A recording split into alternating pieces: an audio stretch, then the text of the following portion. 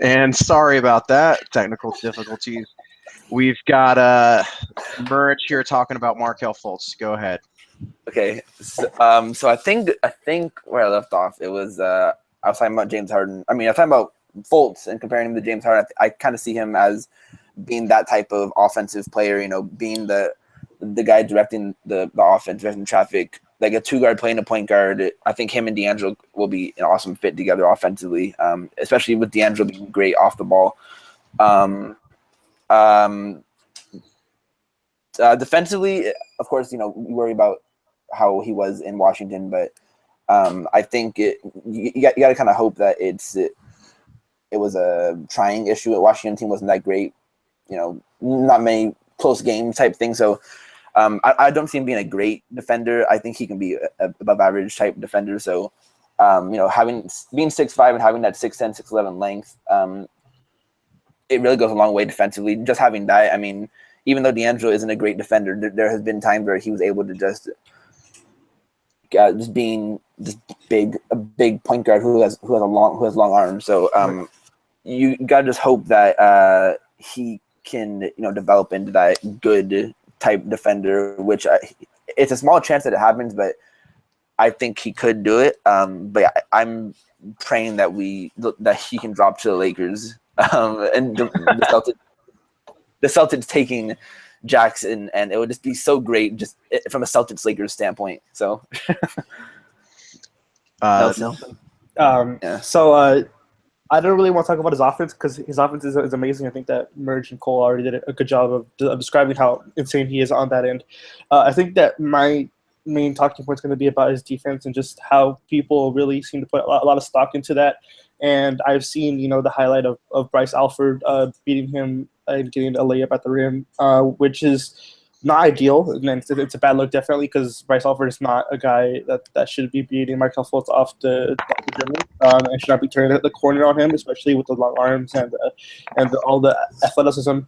So I just think that, you know, that it's definitely him being in blowouts and these kind of like not really giving full effort in situations where like it's not really excusable not to give full effort on the court, but then again, like it's a blowout, like you're losing by 23 points.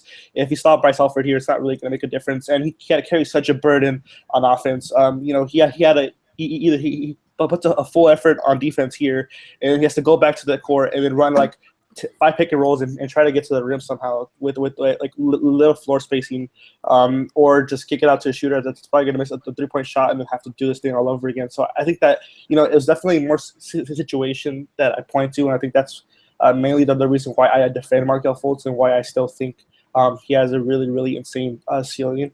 And I think that if he can really harness that, I think that with the coach like Brad Stevens, I think that he can really focus on the defensive, and he can become at least average. And that paired with a really good offensive ceiling, I think that could be really, really, really scary for the league. I don't want to imagine Markelle and I just full stop. I don't want to imagine that. I know it's going to happen. Even though there's a lot of people. I was going to say start imagining it now because it's going to happen. Yeah, it's going to happen. But, oh, man, because I still have a ton of respect for Brad Stevens. He's just a really good coach. And, yeah, he's going to develop him into something incredibly special, in my opinion. Well, with technical difficulties, I guess I missed out on some. Let's get to the guy that I think none of us would be very happy with. Well, I mean, at least me and Merge and Nelson. Cole, you would just be sitting there just like, what the fuck are they doing? Like, if the Lakers took De'Aaron Fox, I think things would, like, it better be for like some type of crazy trade down, like the Kings are being, you know, #Kangs or something like that. But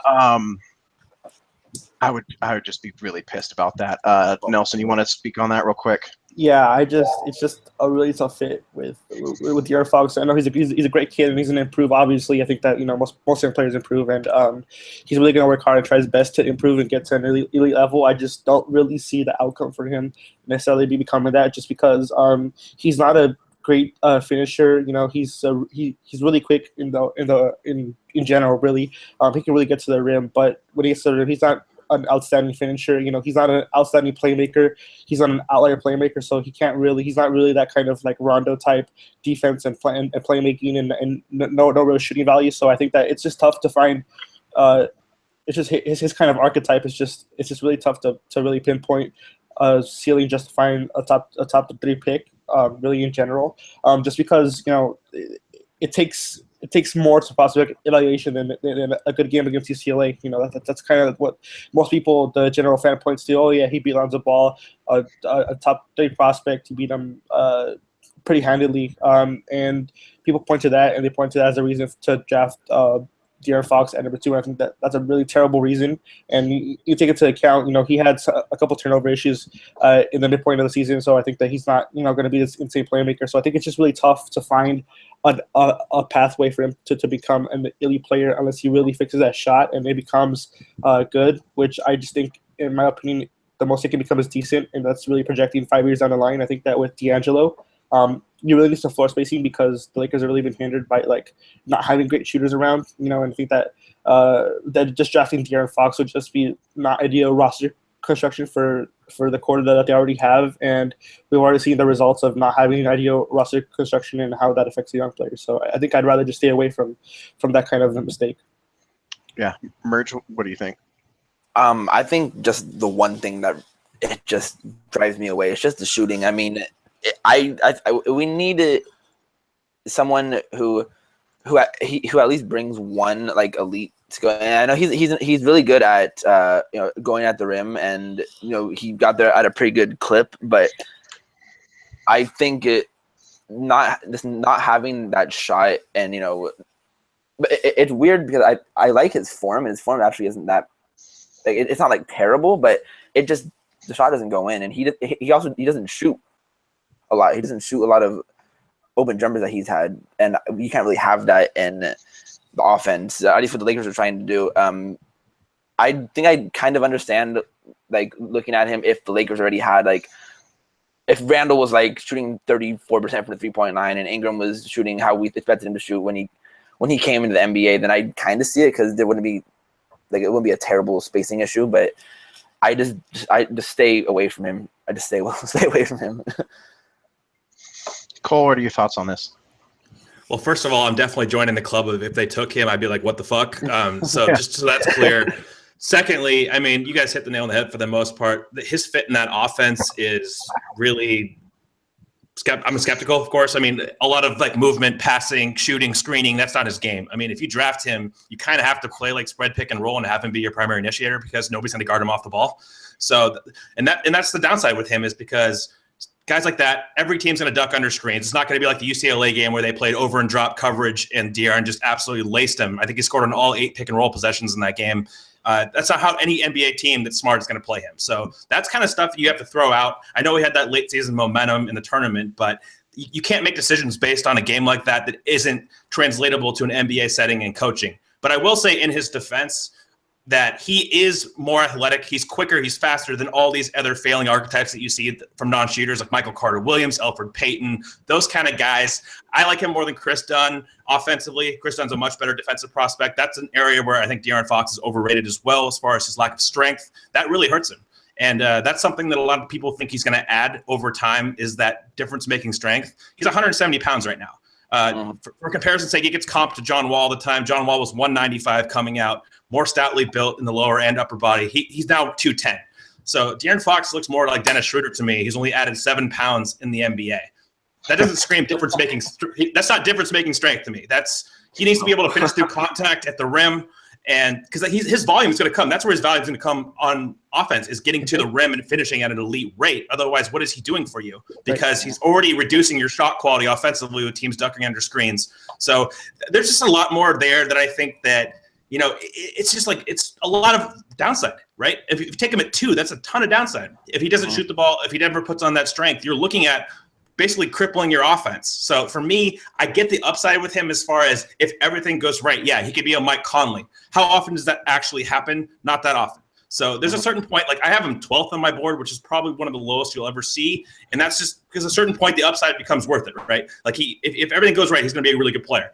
But the downside in the top 5 especially is too much for my liking. Yeah. Yeah, I agree with that.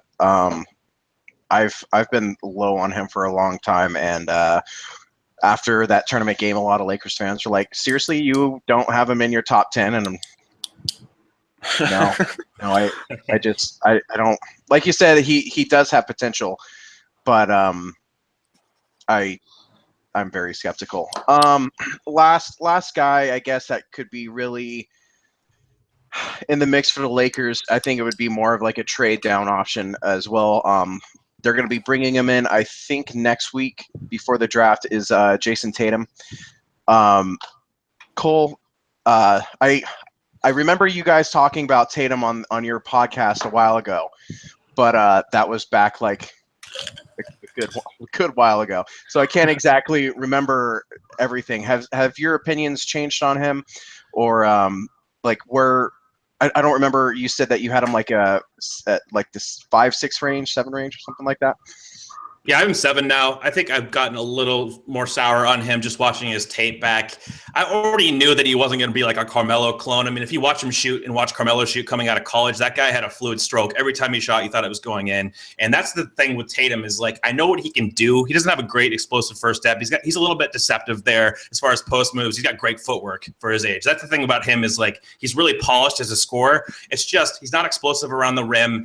And it's about degree. Like, how well is he going to shoot the ball, both off the catch and especially off the dribble as far as facing up and getting his own shot? I don't think any NBA team is going to like turn their offense over to him and be like, hey, create from the mid post like he did at Duke at times. Like, that's not how he's going to be utilized because he's not efficient enough at it probably. So he does do a lot of things better than I think he gets credit for. He's not just this isolation catch and hold guy. He doesn't have to be that. I mean, he showed at least a modicum of passing ability at Duke as far as, passing on the move a little bit, creating for others, at least generating defensive events. He's got really tight hips, so it's hard for him to really sit down and slide in a stance. I don't think he's going to be much of an NBA defender, but I also don't think he's going to be a liability. Like, he's not stupid off ball. He's not horrible on ball. He at least generates steals. So ideally, what you want to do with him is you hope he adds enough upper body and lower body strength. He needs a lot of lower body strength to anchor, and he can play the 4 because that's where his value is going to come as far as being able to like shake these traditional 4s off the dribble, generate space. I think that's where you're going to get value for him. It's just I'm not as sold on his shooting ability. If he had a more fluid release, I would buy it more. And he doesn't really have a pass of really shooting threes. Like, I saw him at the Hoop Summit a year ago, and he didn't shoot threes. Like, they were doing drills, and he was taking 2 dribbles in and shooting. So there's a lot more player development, especially in that capacity, I think that he's given credit for as well. But I do like him. I think there's some upside there. It's just I'm more of like, he's probably going to end up being a decent player. He'll be like somewhat valuable, but I don't really see star potential. He doesn't seem like a primary scoring type of wing to me. I agree. Nelson? Yeah, it's just his footwork is awesome. Like Cole said, like, it's really advanced for his age, and I think that's what really stood out to me when I first saw him initially, especially in the Florida game. He had a really nice move where he just really showed an impressive footwork. But yeah, I mean, he just does a lot of things good and decent, but he doesn't really do anything amazing or elite apart from mid-range scoring, which isn't really that valued of a skill anymore. So I think that if he's going to become a decent 3-point shooter and a decent defender, then I mean, it's really tough to really gauge a value for that, especially in an NBA that's moving less towards isolations and moving more towards floor spacing. And I think that if he becomes now an elite level shooter and is able to really face up and really take advantage of that shot and get some defenders off balance to really use that, not lightning quick first step, but it's still pretty decent enough to turn the corner sometimes. So I think that if he gets some defenders off balance, he can take them off the dribble and create himself there. But I think that it all really depends on how well the shot gets.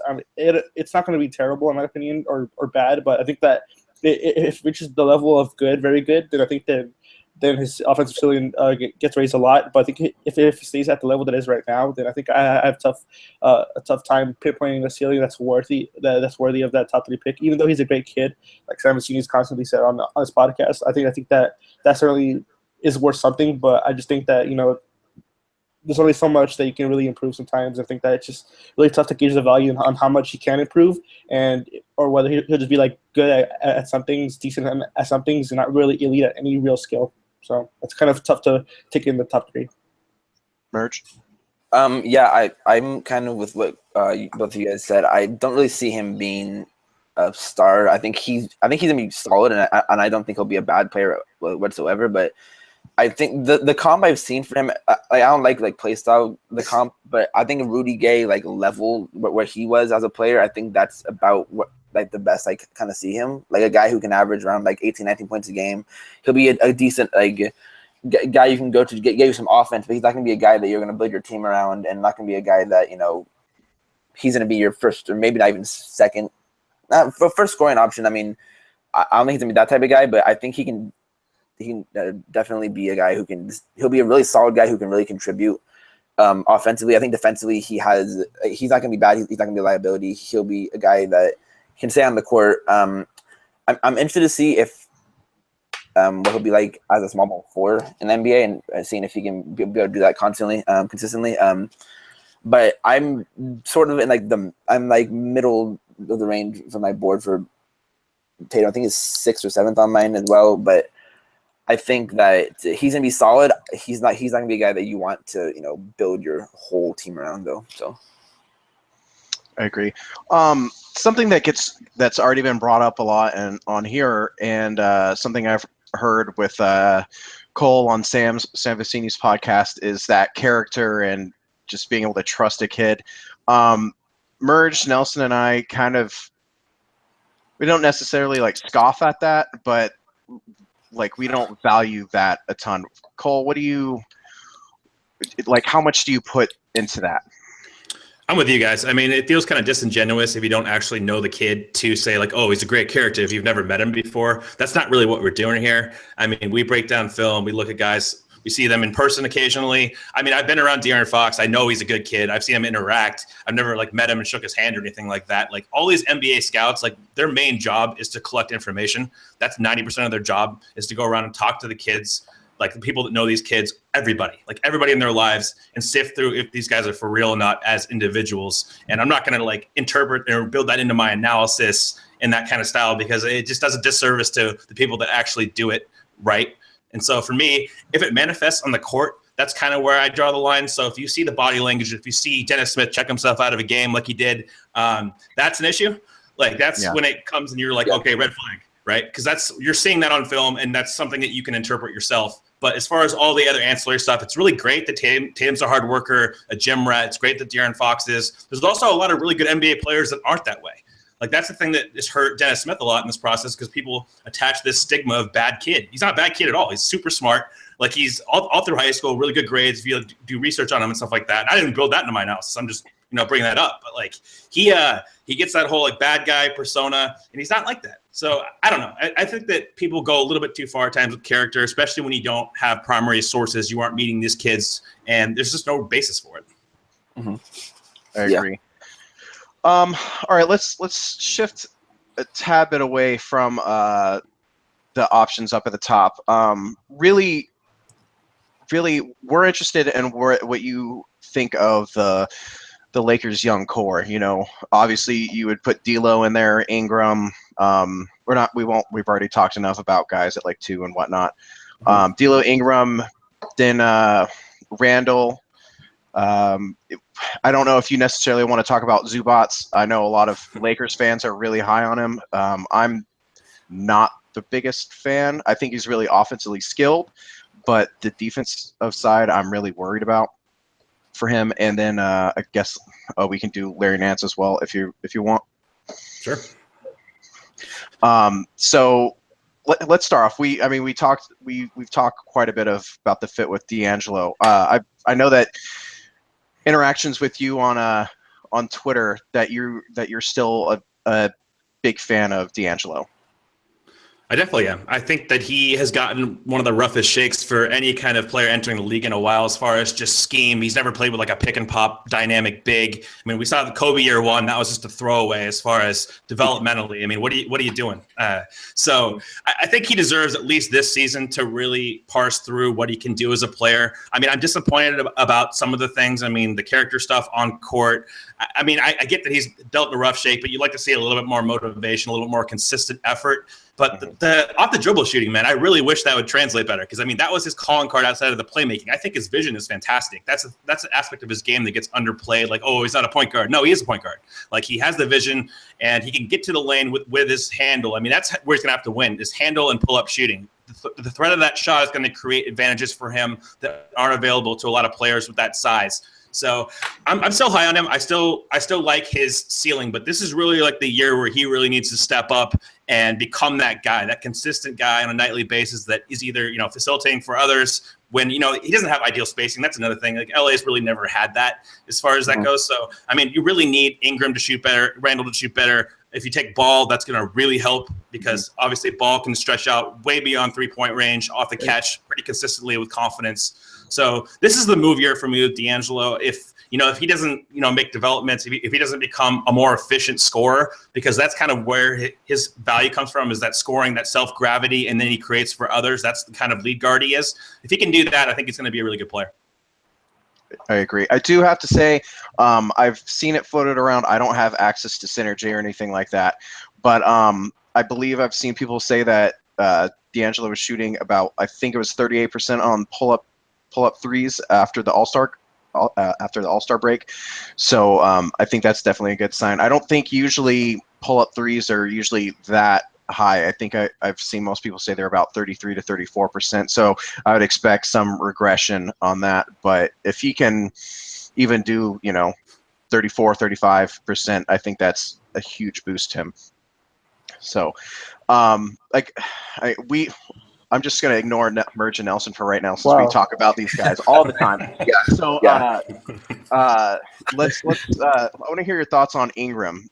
I know your buddy on What's on Draft podcast, Mark Whittington. I think he said that he would have to reevaluate Ingram after last year. He was higher on him in the draft last year, but then after this year, he was down on him. What are your thoughts on him? I mean, the first thought is he's still really young. I mean, that's the thing that people need to understand, is he's younger than Josh Jackson. Like, he's a really young kid, and he didn't perform well, especially in the early part. I watched a lot of Lakers games last year because I like those two guys. I like D'Angelo and I like Brandon Ingram. I was high on Ingram coming into the draft. I didn't have him number one like you saw a lot of the guys have. I had Simmons' own tier, but I had Ingram and Bender in that second tier pretty clearly. I thought they were going to be impact players.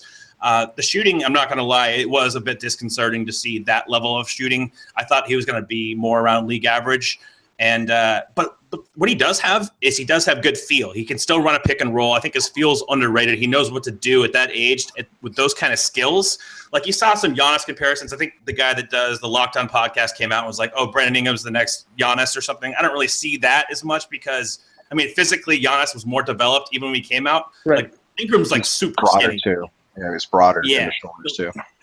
Exactly. So Ingram's skinny to where I don't know how much explosiveness he's going to add, but you already saw it down the stretch of last year where he was getting to the basket more. He's utilizing his length extension, and that's how he's going to win. I think he's going to be a really good player, especially when he adds strength and you can play him at the four, like the Bucks do with Giannis. I think that chaos creator role, he's going to be awesome, because you saw that in year one. Like, he was defending two guys defensively on the weak side, and he can do that stuff. He has the range, and Luke Walton knows how to use him. I like the way that Walton let him initiate the offense a little bit, kept him involved. So there's a lot of things I think to build on. Maybe he's not this superstar, but there's only 4 superstars in the league. So, I mean, if he can be a valuable player on a title team, I definitely still think that's in play, but the shooting has to improve. I agree. How much do you think he's going to be able to be a full-time 4? Just because I know that he's obviously going to get stronger just with body maturation and everything. I know a lot of people want to transition him there. I think that at most he'll just be a part-time 4, just because, I was one of the guys who kind of fell in love with that Giannis. I mean, I have to put some context to that. I was in on it with the Giannis with the jump shot, but I did not expect Giannis to turn into Giannis this year. So if you know what I'm saying, he went from a guy that you're like, holy crap, this kid's going to be really good. Maybe top 20, top 15 type of player last year. And then this year, I mean, he really should have been in my opinion, in NBA or MVP talks.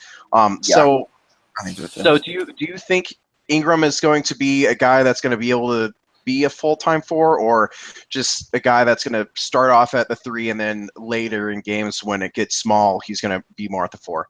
Probably the latter, at least for right now. I mean, maybe down the road, 4 or 5 years, we'll see how his body develops. We'll see where the league goes. That's another thing, is adapting to league trends. How much does the league downsize? We know in the playoffs, Brandon Ingram's probably going to be able to play a lot of 4 because teams always downsize. They take those traditional 4s out that can't defend in space. That's where Ingram's going to be really valuable because he can switch that action.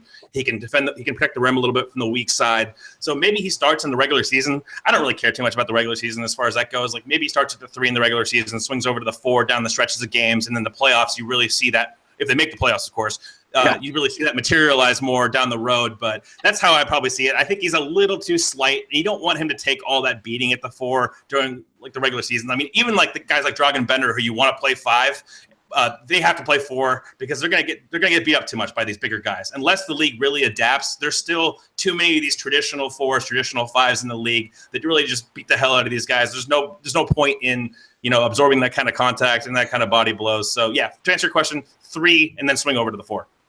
Sounds good. Yeah, so I think this is probably a guy that is going to be talked about a lot during the regular season, especially with contract coming up. I really want to know, what do you think about Julius Randle, especially after he's been having some sort of like crazy transformation this offseason. So I have the feeling that he's gonna have a big season. I know Sam Vecini's high on him too, but I really want to know, what do you think Randle's future is, going forward? Well, he looks good right now. I mean, that's the photos. Yeah. It looks like he's just like a mutant now. It's unreal. But like overall, I was never that high on him. I wasn't also outlier low on him. Like I wasn't completely out on him at all. He has some intriguing skills. He's what I call a face-up 4 with a low feel floor. I want him to become more of a playmaker. He's shown like flashes of that, especially in transition, but he hasn't really. I felt like he started off the season really well. He was finishing around the rim well. He was passing better in the half court, and then that kind of just dived off. So there were some signs that he can do this stuff, but unless he's going to play Mecca in short rolls, when they trap D'Angelo or they trap Lonzo or whoever the hell is handling the ball, unless he can really shoot the ball, I mean, that's obviously the key, right? I mean, he has to. If he shoots the ball, his projection changes entirely because he's not going to give you really dynamic rim protection defensively. He's good at switching. I think that's his best defensive quality. If you get him on the move and he has to make choices and decisions off ball, I think he gets lost at times. So, yeah, I mean, it's the shooting, it's the passing, and those things are hard to develop, and they're hard to predict, especially when you got a contract coming up that who the hell knows what he's worth. I mean, what do you guys think about that? What would you pay Julius Randle right now? I think right now I'd have like what Deng is getting, so 18 mil a year. That's probably what I would put him at.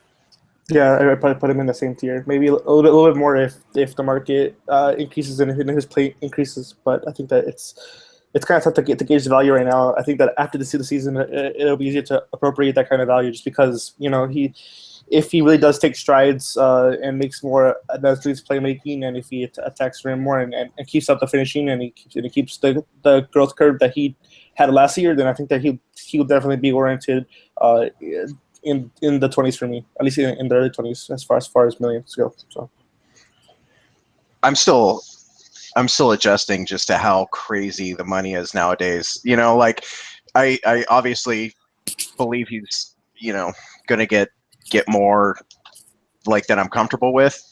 I think that Deng range 18 million is probably fair. The question is do you extend him now at a lower rate, but then you don't have the salary cap flexibility next summer, but then you risk him having one damn good year, and then he just progresses really well, and then you're going to have to pay him more, What do you think about that, Cole? It's tough. I mean, that's why these extensions are tough, is because you have to price it. You have to price in anticipation, which you can't really do unless you have a really good idea of, okay, you think he's going to make a certain level of improvement shooting. If you can get him on a really good deal, I think there's some value. If you can get him for like 15 million or something like that, I don't know if that's a great deal, but I mean, that prices it. You have to price in upside and just market dynamics with a young player. So, but I don't think he's a $15 million player right now. That's like average starter money. Has he really proven he's an average starter on a good team? I don't think so. But I mean, you have to price in the future there with a young player, and that's probably what he's going to be looking at. So I would say if you're not paying, I wouldn't extend him for like $22 million a year. I don't think there's no value in that, right? You wait it out and you see maybe another team, like cap space for other teams in free agency is going to start to dwindle because we hit this like top off here, right? There was that surge, and now we're going to plateau for the next couple of years. So there's not going to be the same level of ridiculous cap space where you guys are going to make more mistakes like signing Mozgov and Dang. So don't bring it up, man. Oh, that hurt. That hurt. I think that hurts every Lakers. I'm saving that. It hurts everyone's soul on that one. Man. I was sitting on that for a good 45 minutes. So. Yeah. I'm sure. It's really difficult with him. Like you said, 15 million is about league average starter. We have no idea if he really is even that. The synergy numbers were still really bad compared to, especially to Larry Nance Jr. I guess that's the next guy that we can transition to. Look at that transition. Oh yeah.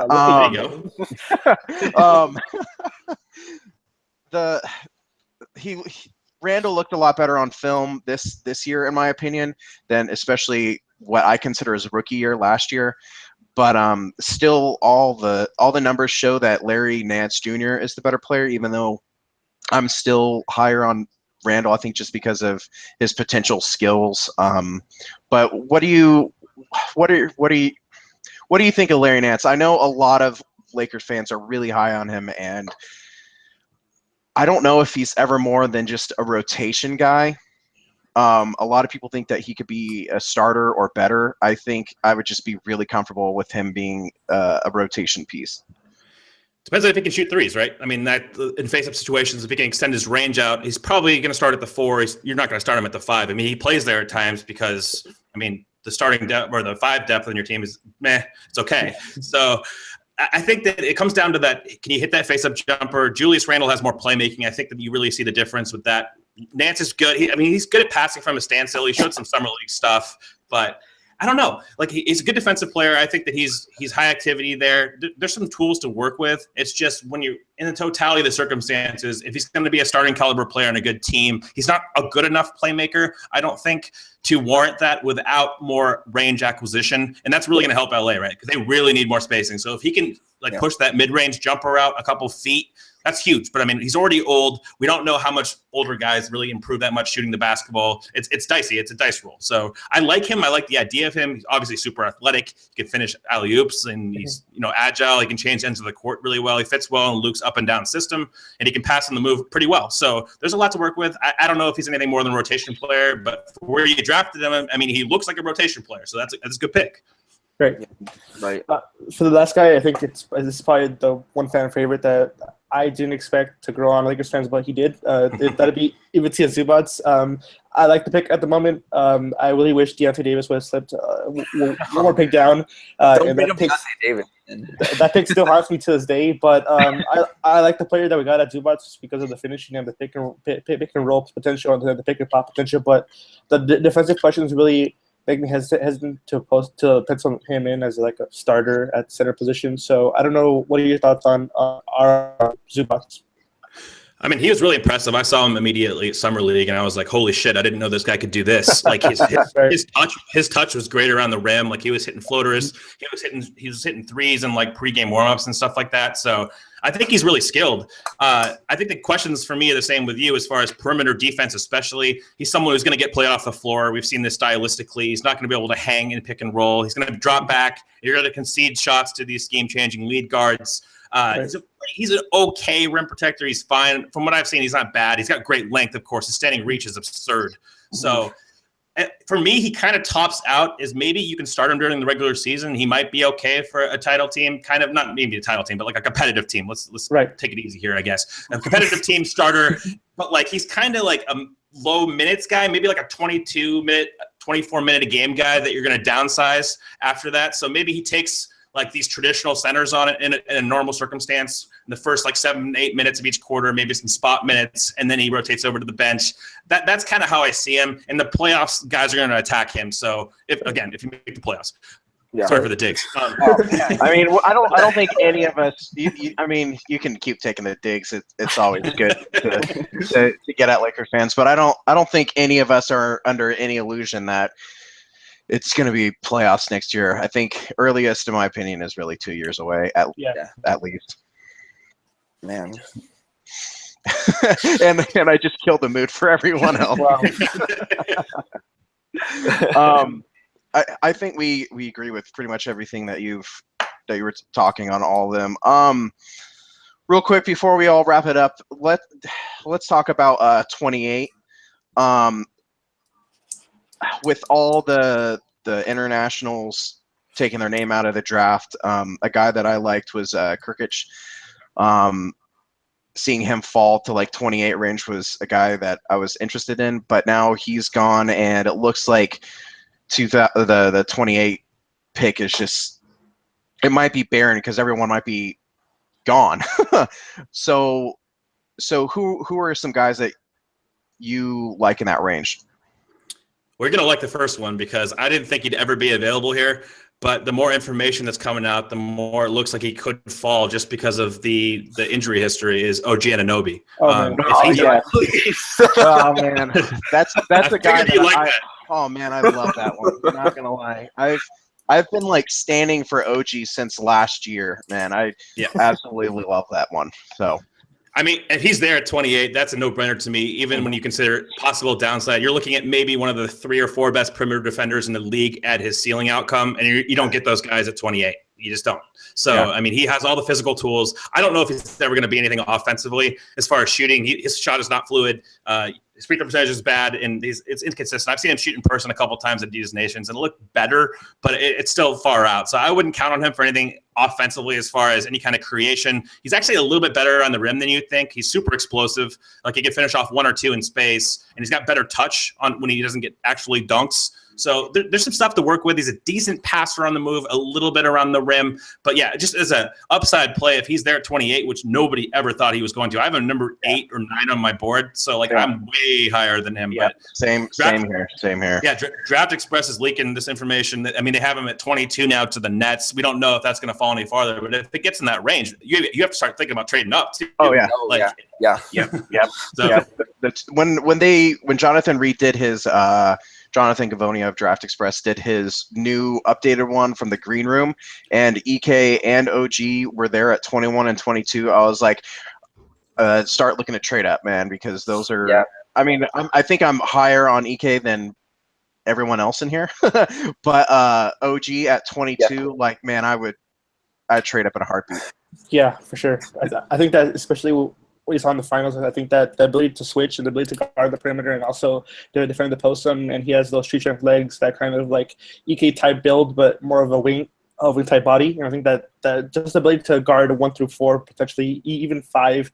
I still think that 5 is just questionable, but I think that 1 through 4, I think that all that switchability is just awesome. I think that Lakers, especially if they drive a ball with his point of attack defense concerns, I think that he'd be an awesome fit with the backcourt.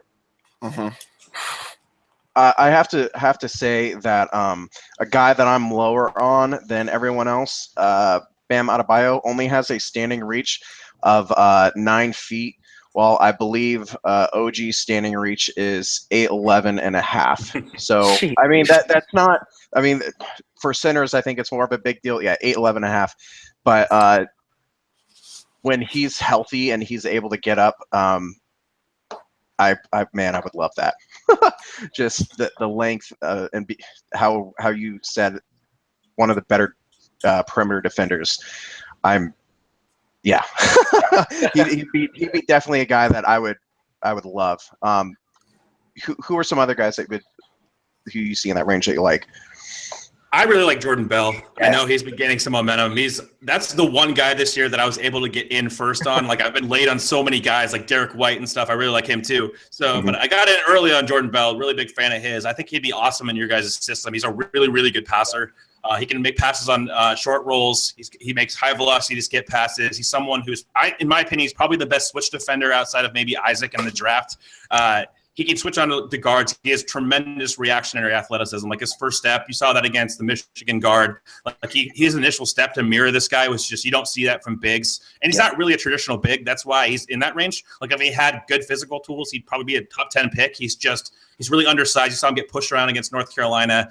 But there is enough, I think, in this modern NBA game. He's not a starting player, but when the league downsizes, I think you can play him at the 5, and he can do enough for you that he's a valuable player. If he's there at 28, I would definitely think about him. The other guy, like I said, Derek White, just a system player who can shoot the ball. He's really underrated playmaker. Like I was blown away by his tape. I hadn't heard of this guy, of course, because he only 1 year at Colorado, man. This guy can really shoot the ball. He's got a little bit of a lean on his pull-up shot, but I think he can make threes off the dribble. He can make it off the catch. He can move the ball like Lonzo can. Just another, if you guys trade Jordan Clarkson, he's a guy that can come off the bench and give you, I think, better minutes. I think he's a better player, or projects to be, because I trust his shot more, and his intelligence level is really high. It's just he's old, of course, so how much upside does this really have? But at that spot, I think he can be a rotation piece, and he profiles pretty well. I have him, I think, 13 on my board, so I'm a lot higher than him than most. Oh, wow.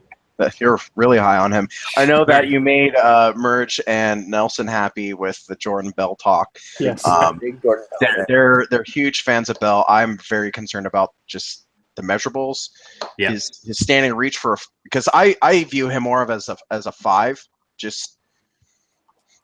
I just think that's probably where he's going to be because of his offensive skill. I know, like you said, he's a good passer, but I don't know how well the shot is going to be in the NBA. So he's got a standing reach of like 8 foot, 8.5 or something like that. So but I think you could say that he could come onto the Lakers and he would probably be the best defender from day one. Yeah, probably. So, unless you get OG, of course. But. Yeah. Well, I mean, that is if OJ of course is healthy. Yeah. I agree with you, by the way. I think he is a backup 5, and that's why I normally devalue those guys. But I do think that his ability to switch and his passing ability in this modern game as a niche player, as far as coming off the bench and select lineups, he's going to be someone who I think can stay on the court against these smaller lineups, these better teams. He's not going to be a liability there. So I think that's where his value lies. But he is like a situational player because of his physical tools. Yeah. Agreed. Nelson or Merge, anything you guys want to add to that? I think one more person that a lot of people have talked about for Lakers is DJ Wilson. I just want to see what you think about DJ Cole. I like him. I mean, I don't like him as much as some people do. I think he's not that physical. He has great measurables, right? I mean, that's his combine was just absurd. 6'10", I think 240, 9'2", 9'3" standing reach. So he measured out well. He played well in the tournament. I don't know if his shot's going to translate to NBA range. What I do like about him is he can change ends. He's fluid. He can play a little bit in space defensively. I'm not sure how good he is as far as like his initial reaction in sliding, but he can definitely get down and slide and move pretty well. So there's some definite skills to work with there. I'm not sure if the defense is for real yet. I'm going to dig a little bit deeper on his tape to get a better idea. I wouldn't have him I don't have him top 20 or anything. Like he's going to be outside of my big board when I make it. I'm not that confident in his abilities, but I definitely like him a lot more than a lot of guys in that range. Yeah. The final thing that I want to bring up, just to see Nelson's face on this,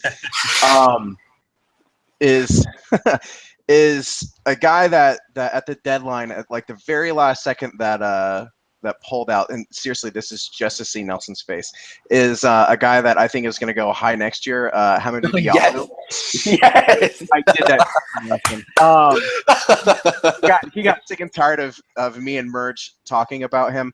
I had seen a couple months ago, or I would say 4 to 6 weeks ago. You had a quick board in where you had him, and if somehow the Lakers were to get a pick for next year, that's of course a guy that we're going to be talking about just to poke at Nelson. So tell me no. Have you ever seen him in person? I have. Yeah, he was at Adidas Nations, freak athlete. I mean, you saw the 44-inch vertical at the combine. That's real. I mean, yeah. He in transition, that dude can get up. He's a violent dunker. He is he tries really hard defensively. Like he's one of those high motor defensive players. He's not like just a run and jump athlete. He can actually functionally apply it to elements of his game. I actually think he's probably going to go lower now next year when teams kind of see the skill level isn't there. Like he doesn't do anything in the half court. You saw that in the U18s where he played. He was more of a transition guy, a point of attack defender. I think that's where you want him.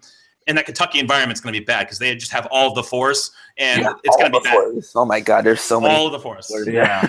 Like they're not even going to play point guards. It's going to be literally Jared Vanderbilt playing point guard as a freshman. Like that's what they got. So You got Vanderbilt, you got Knox, man.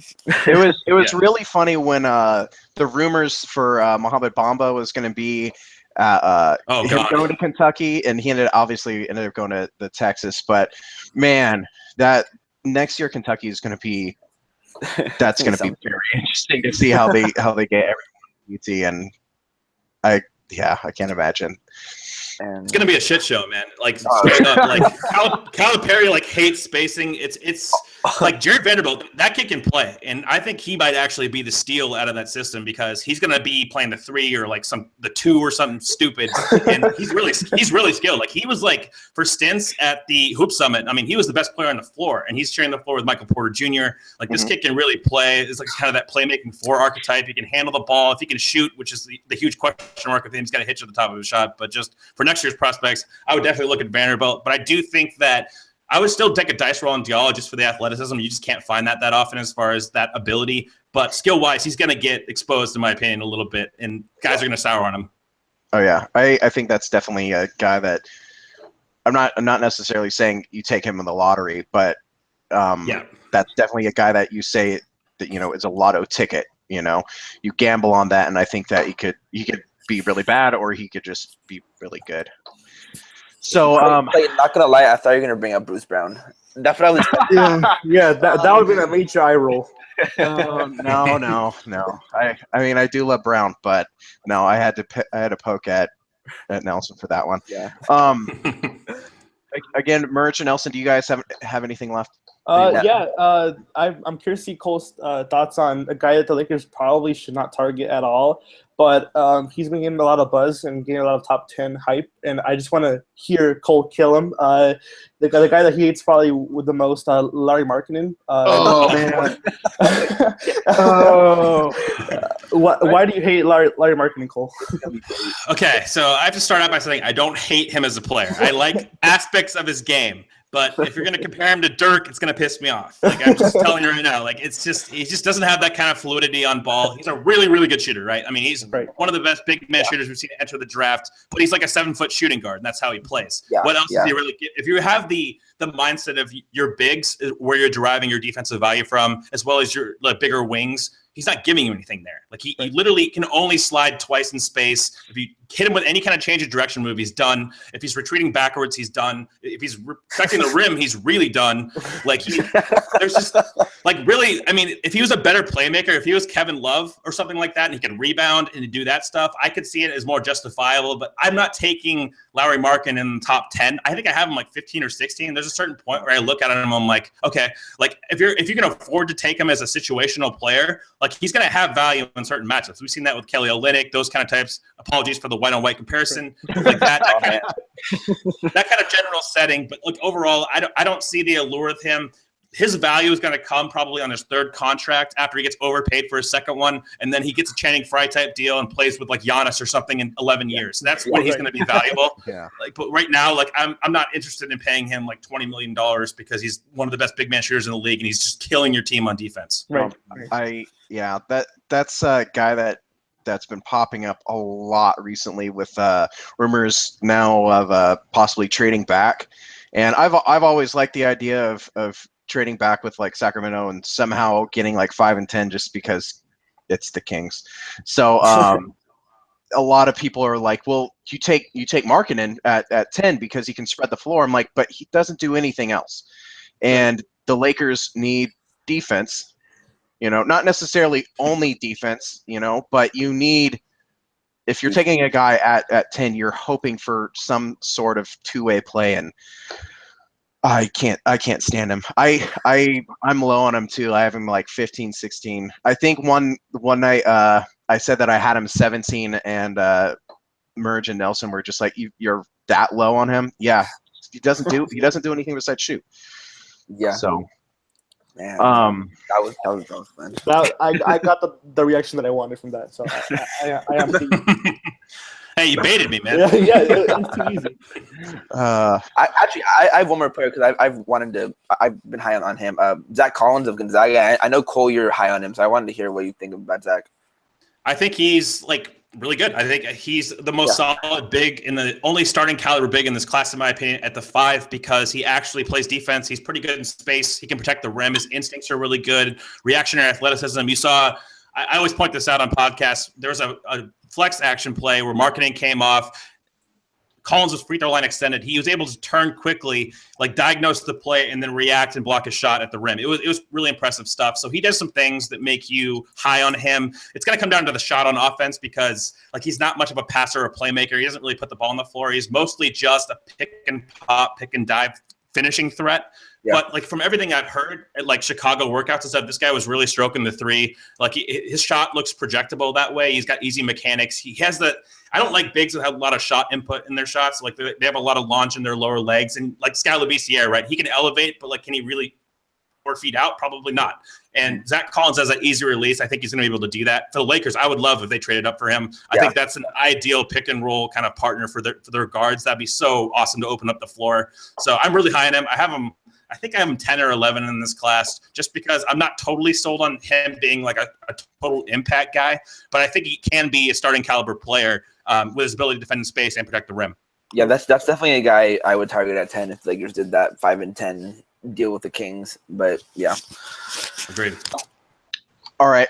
Don't want to take up all your night. It's already late. So Cole, good, how about can push some of your stuff that you got out? Sure. I host a tri-weekly podcast, What's on Drafts. God, I hate editing, dude. It's so bad. It's such a good podcast, though, for anyone that loves to draft. When I found out that you were doing a podcast, I was like, fuck yes. It's really good. I appreciate that. It's a pain in the ass, but I think it's worth it. We'll see. So we do that. We're working our way down the draft lottery. So we just came out with we did LA, I think, a week ago. So now we just did 6 through 9. So that'll be released soon, 4 through 6 actually, and then 6 through 9 the next couple of days. So we're working our way down there. I write for the Step Back. They do a lot of awesome draft coverage. I was doing a point guard or lead guard breakdown for them with all these different skill sets, and it just was the most time-consuming thing ever. So I didn't actually get to finish it because it would take forever. So we're going to do player fit analysis and stuff, but they do really good work over there. I really like the guys that I write with. So check that out on the Step Back. And yeah, that's I have my own website, capstrategist.com. If you guys want to check out player archetypes and troll me about it, that's absolutely chill. I'm getting Reddit things now or something, linked to the site being this guy's nuts or something. It's just read it and at least have a formulated opinion for yourself. But yeah, if you want to check that out, I'll have my big board out in the next couple days there. It's really long. Each player breakdown's 5 pages, so it's gonna be ridiculous. But check that out, and appreciate you guys having me on. Yeah, our pleasure. Everyone, you definitely need to go check out the What's on Draft podcast and check out all of his writing on the Step Back. And I've been a fan of. I find myself going to the Cap Strategist at least once a week. So yeah, so it's more than me. I've reread stuff. I'm saying it's good. So merch, you don't write, you're just on the podcast. And Nelson, you should be having some stuff coming out, but we'll be seeing. Yeah, so. Well, I'll try my best. I have 7 more parts to write about Lonzo Ball. Since I wrote a 5,000 word article and then a 3,000 word article, so I decided to cut it up.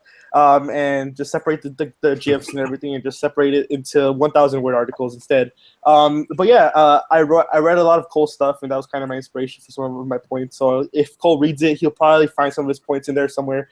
Not telling him he has to read it, but I'm just saying he has some influence over my writing. But yeah, I'll hopefully be trying to put those out soon, and I'll be writing an article on the all hair team, the 5 best players with hair in the NBA draft. So. Yeah, that'll be fun. Love it. And I've got a few surprise pieces hopefully coming out early next week. So thank you all for watching, and thank you very much, Cole. You all have a great night. Peace.